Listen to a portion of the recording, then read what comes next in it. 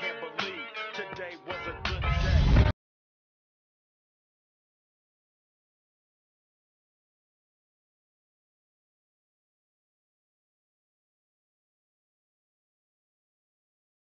Hello, welcome back to the KotLC Fanbase, and today I will be telling you about all the books I read in April of 2019.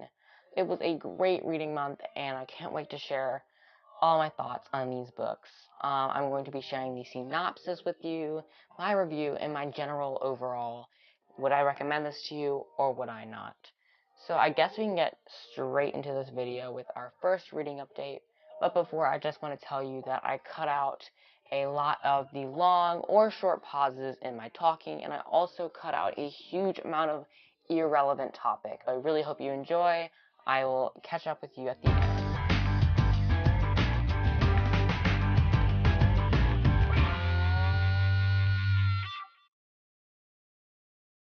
This month, April of 2019, I have read In the Chocolate Factory by Roald Dahl, Clockwork Prince by Cassandra Clare, Clockwork Princess by Cassandra Clare, The Tale of Despereaux by Kate D. Camillo, Hunger Games, Catching Fire, Mockingjay by Suzanne Collins, Stranded by Jeff Probst and Chris Tibet, Stranded number 2, Trial by Fire by Jeff Probst and Chris Tibet, Stranded number 3, Survivors by Jeff Probst and Chris Tibet, Stranded number 4, Forbidden Passage by Jeff Probst and Chris Tibet, Stranded Book 5, The Sabotage by Jeff Probst and Chris Tibet, Stranded Books 6, Desperate Measures by Chris Tibet and Jeff Probst. So, hello, I am back with my first reading update. Today it is currently the 9th of April, and I have read 2 books, and I'm going to share with you what these were. So the first book was Charlie and the Chocolate Factory by Roald Dahl.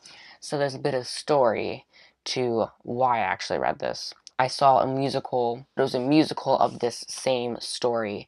I felt really underwhelmed when I saw it. I feel like it could have been much better executed.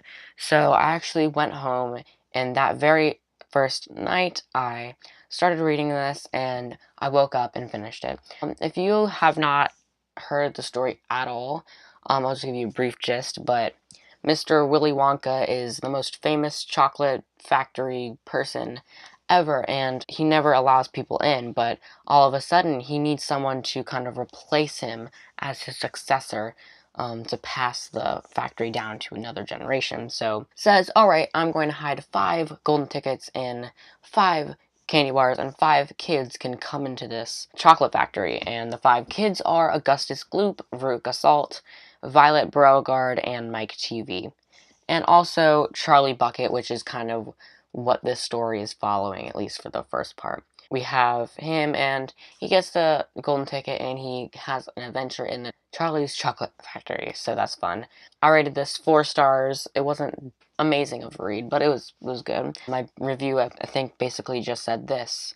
This book will give you a wonder of colorful and flavorful candies or something like that. Second book that I read, which was kind of took a little bit more time. I started reading this before Charlie. This book is a lot more complicated. Joey's going to do a book talk on this book, so don't worry. And he didn't want me to talk about it too much, so I'm just going to give you a very brief gist. So basically, this girl named Min is getting killed every even birthday. So when she was 8, she got killed. When she was 10, she got killed.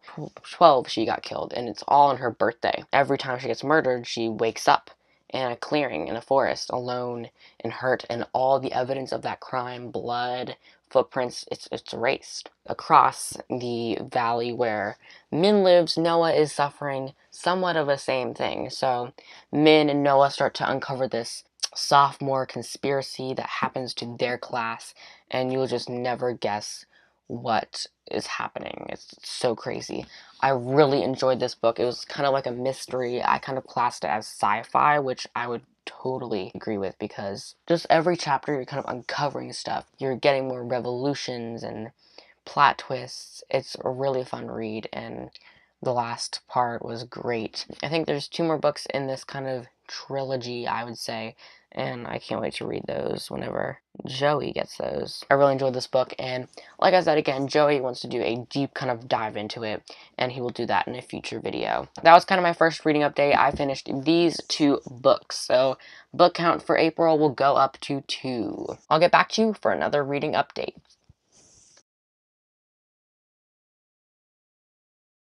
Okay, so it is now the end of April, and I'm going to talk about all the books I read this month. I didn't kind of update regularly, so I might have forgot some of the thoughts about a book, but that was all in good reason. We had some company over. So I have quite a lot of books to review. I think I have the order down, but let's just get into this.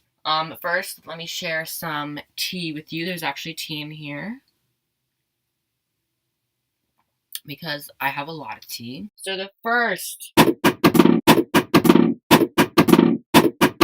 So these 2 books were the ones that were in London, Clockwork Prince and Clockwork Princess. If you saw my video last month, you know that I read the first one in the series.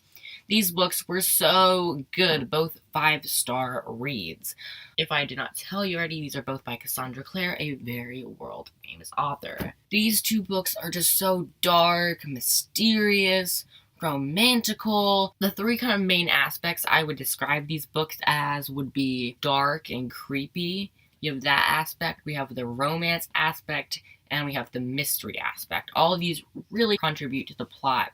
We have kind of the love triangle with Tessa as kind of the point. So a love triangle, we have kind of Tessa as this point at the top, and we have Will and Jem at the bottom. So yeah, it's kind of interesting to like, kind of they're both fighting for her in a way. We also have the mystery of the Clockwork Army, and it's just all really good. I really, really enjoy these books. This book's ending and epilogue and stuff made me so sad. I did not cry on the outside. I don't cry on the outside in books, but I cried on the inside because it was so heartwarming, and just to kind of have the follow-up of this adventure was incredible. I'm not going to go into the synopsises or really the reviews because I'm afraid I will spoil you, and I want you to read these books. We'll start with Clockwork Angel because these are the second 2 books, but I highly recommend them. They are very, very good reads. So the next book I read was The Tale of Despero by Kate D. Camillo. So The Tale of Despero is such a good read. It has such good messages. It's just a great book to read. This is for kind of younger readers, although I just really suggest this for anyone. It's kind of an all-around read. Just if you want to have kind of a light and fun read this book. It's pretty good. And Kate D. Camillo is a very good author. Right here you can see like this has the Newbery Medal.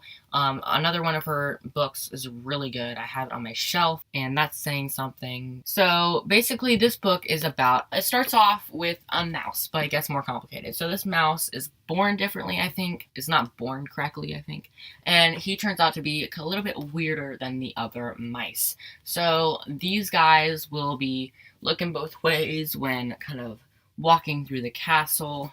And he'll just be like staring off into the glass window. For another example is the mice will actually eat books. But Despero, the mouse in this situation, would be going like this. I'm gonna read the book. So he's a lot different. And he actually does something that kind of ultimately ends up, he gets thrown up into the dungeon and he kind of meets the next character, and we have the perspective of Roscuro, a rat who liked the light, and when he went into the light, something happened and made him thirst for revenge. And something he did, he met with another character named Migurisao, who's kind of like a fat servant lady, fat servant girl, because she's young, and she wants to be a princess, but she's a servant, and she was kind of a slave, sort of. She was sold. But then she got to the castle and she's not a slave anymore because that's outlawed in this kingdom. But anyways, all these 3 characters weave together and make this intricate plot, and ends up the small mouse Despero right here at the bottom has a quest to save a princess. So I really, really, really enjoyed this book. Now I'm going to share my review. If I am good and dandy, I will put a review up. This book has stayed with me, I think, about 5 years. I know this tale so well, and each time I read it, I uncover so many warming memories of my childhood. Watching the movie with my class, my teacher reading the book for the first time. The story that Kate DiCamillo has constructed to us is just so magical and filled with great messages for young readers. And the way that Kate does it makes me feel like I'm in the story in a way. And most of all, this story makes me crave a good bowl of soup. Smiley face. So just in general, I know this audience for KotLC, we're not too old up there. We're not getting too high into the teenage years. So I think if you just want kind of like a good, fun, light book, kind of like a fairy tale, it all ends perfectly. So here's your fairy tale, but it's about a mouse. So that's great. My bookshelf is a mess on the bottom row. So the next books I have read is the Hunger Games trilogy. Hunger Games, Catching Fire, and Mockingjay. Ho ho ho. All these books follow Katniss Everdeen, a bad protagonist that is kind of beating the world, is what we're gonna say. So basically, we start out in this book. I'm only going to tell you about the first book because even talking to you about the second book is just a huge spoiler. So the first book is called The Hunger Games, and it is about this girl named Katniss Everdeen. Actually, you know what? I'm just going to read the book synopsis because I'm kind of lazy today. Winning means fame and fortune. Losing means certain death. The Hunger Games have begun. In the ruins of a place once known as North America lies the nation of Panem, a shining capital surrounded by 12 outlying districts. The capital is harsh and cruel and keeps the districts in line by forcing them all to send one boy and one girl between the ages of 12 and 18 to participate in the annual Hunger Games, a fight to the death, on live TV.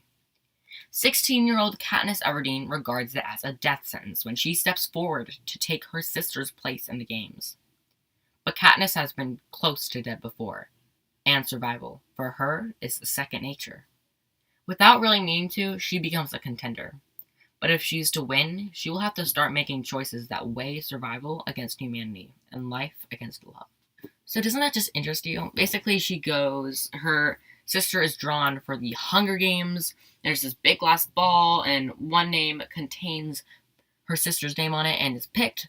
But you are allowed to volunteer for someone else. And she was like, no, I'm not letting my sister go into the Hunger Games. I'm not about that. So she stepped up and she is going into the Hunger Games.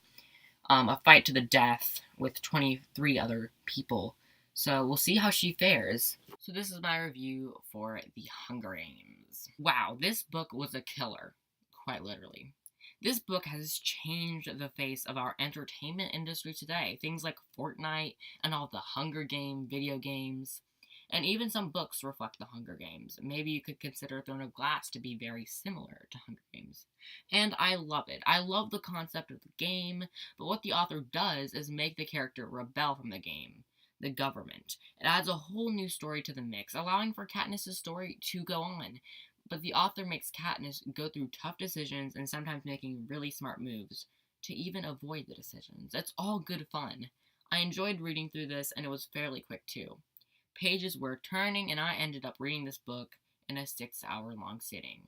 5 stars read, and a definite all-time favorite. Really didn't realize I liked it that much, but the review says it all. I actually do remember reading this in one sitting. That was crazy, though. I never, read that long before. Is that good? The next 2 books are really good. This was, beautiful 5-star material. This was beautiful 5-star material until the ending, so I had to bring the whole book down to 3.5-star material. I really didn't like this ending. It was so anticlimactic. This book, I feel, is really good. We have the kind of the dystopian society and the government, all that, kind of the politics of it, and we also have another games. So it kind of combines the two together, and I really kind of see Suzanne Collins starting to weave the uprisings in and the rebellion of the government. And we have that thing at the end, and the ending was so beautiful, cliffhanger and all. This book was great. But then we go into this book. I don't even want to talk about it blatantly. The ending was so anticlimactic. You thought that this person would do something so amazing. She just gets injured. And I'm just like, what? I mean, the end was sort of satisfying. She did one satisfying thing that was very satisfying. Again, I can't really talk about this, but the ending was a disappointment. But I did kind of cry, like, in the inside, cry on the inside. But I really don't know how to explain it without spoiling it. So now we have the Stranded series. It's the last stuff I've read in April. A lot of these were from the library, except this one. I had this in my house for some reason. I just found it on the bookshelf, and I was like, yeah. So yeah, all of these are kind of library books. I did not bend them and stuff like that. Library people did. Are there any Survivor fans out there? Tell me in the comments, because I would really like to know, because the host of Survivor, the kind of main person, is the host, Jeff Probst, and he has written a book, well, several books, and I've read them now, so that's good. So anyways, Jeff Probst and Chris Tibbetts have written the Stranded series. So basically, this series is about 4 kids. Basically 2 are from one family, 2 are from the other. So like 2 came from the mom and 2 came from the dad. They were both single parents, and they came together, and now they're kind of in a new family. And their mom and dad sent them on a vacation to try to get them to know each other well and bond. And little do they know that they will bond completely well, because their ship will crash on an island because of a storm, and they are now on an island with only the supplies on their ship, and they need to come together and survive, because this is not a joke. I'm more superior than you. You need to survive until a plane gets you. So I really like this book. You'll see my review. This is my review of Stranded. The Stranded number 1, 4.5 stars. So if you don't know me, I'm a huge fan of Survivor, the TV show hosted by Jeff Probst, the author of this book. I love Jeff Probst. He is a very strong figure in the entertainment industry, and now he has given us a book. My dreams have completely come true. I've always taken a liking to these survival books. Hatchet, something, I can't even remember. LOL. But anyways, Jeff Probst can create this book so easily. He has taken experiences from cast members of his own show and tried to create this book. Well, he did a good job. It wasn't a try, it was a success. He learned all about how this ship could get caught in a storm and crash into land. He executes this book flawlessly. The plot is just perfect, and there are not really any slow parts. Each chapter, something wilderness related, is going to interact with the characters. Speaking of characters, Jeff has created a great family dynamic where the 2 siblings from each side of the family are 50-50 against each other or love each other. We can see from the start how Jane takes a liking to Vanessa, but Carter wants Jane for himself. This relationship is so complex, and the fact that Jeff Probst can write this is amazing. The situation that the 4 are in only drives them together, however, and the co-authors foreshadow this through their uncle Dexter. And then we have the challenges of the landscape. Wow, Jeff and Chris really know their stuff. The island presented a lot of challenges, but also benefits, and we see this across the whole series. On to book 2. And then I made a little dash at the bottom. I forgot to mention that Chris Tibbetts co-wrote this. He also did a great job. But I separate the series into trilogies. This is the first trilogy of kind of they're on the first island. There's kind of like the shipwreck, and they're introduced to the island. The second book is them trying to get off the island, and the third book is them finally getting off the island. But little do they know that getting off the island was actually, they didn't really get off the island, because they got whisked away into another island and had to survive there. Firstly, may I mention these are library books. I did not bend them like this. Let me just tell you about the first series. The first series is really good because they encounter the wilderness and the challenges and obstacles around that by themselves.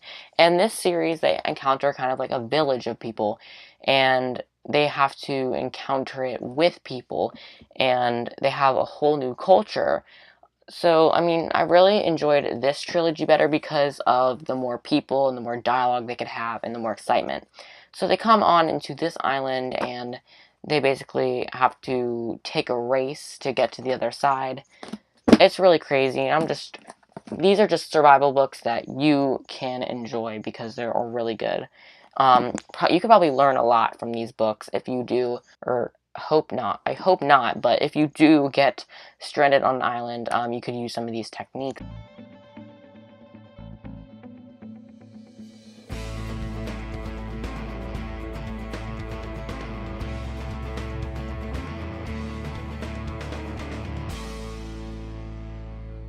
It's time for Troy's pick of the month.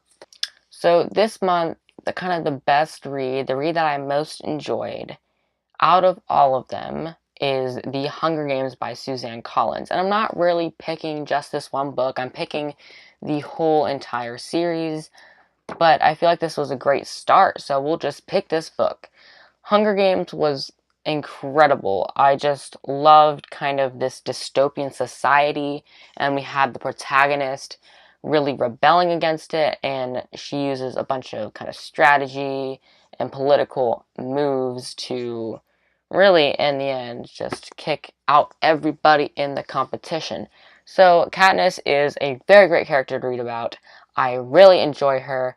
I really enjoy the plots of these books. I really enjoy the kind of cliffhangers. There was nothing really wrong with this series except that ending on Mockingjay. We're just going to forget about that. And I really, really, really loved this book. So I'm happy, okay, with this book. And now I think that's all we're going to talk about in this book talk. Let's get into the outro. Thanks so much for watching this video the whole way through. I really do appreciate it. I hope you enjoyed kind of my reviews and the books that I read this month. If you've read any of these books or are planning to, please let me know down in the comments. Let me know what you liked about this video or what I could improve on. If you liked this video, please leave a like, and if you want more content like this, or if you like the Keeper Lost City series, please subscribe because we are doing a lot more content for this new year of the KotLC fanbase.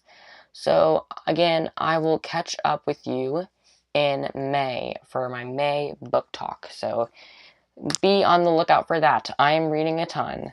I will see you guys in the next video.